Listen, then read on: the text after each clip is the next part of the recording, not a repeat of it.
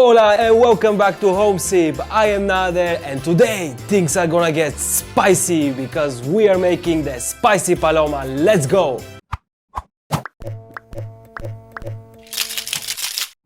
The difference between a Spicy Paloma and a La Paloma is that today we're using a jalapeno infused tequila, which you can make easily by yourself. It's only gonna take you 15 minutes.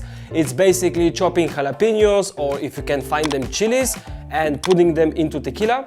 I will post the recipe down into the description, and by the way, I used the recipe from one of my favorite cocktail books, and that is the book from the bar Death & Co. in New York.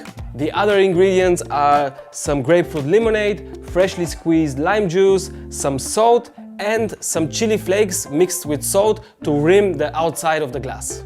To start, I'm going to rim my glass. So I'm taking a tall glass or a Collins glass or a highball glass. So I'm gonna cut the lime into a half. And basically using the lime, I'm gonna wet the parts that I want to rim with salt and chili. By the way, I used sweet chilies and sweet chili flakes and salt, otherwise it will be way too spicy. Normally I use tajin, which is a Mexican spice mixture of chili, salt and limes, but unfortunately I couldn't find it this time. So let's go with this.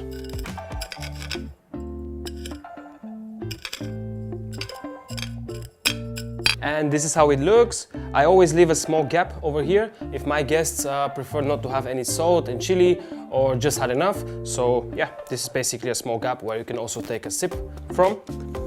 Now let's add some ice into our Collins glass. I'm using a nice Collins stick, but feel free to use cubes as well. All right, so 20 mils of lime juice, or 3/4 of an ounce. Next ingredient is 2 ounces or 60 mils of our jalapeno infused tequila. And finally, top it off with your grapefruit lemonade. I'm using Thomas Henry pink grapefruit.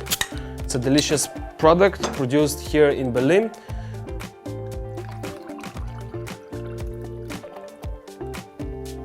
And now, before we stir the drink, we're gonna add some salt. Works really well with the grapefruit, with the lime, the spiciness.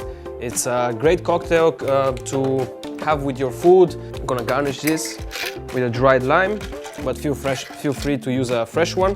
Feel fresh. This is it, a Spicy Paloma. Salute! Delicious. And spicy, yeah.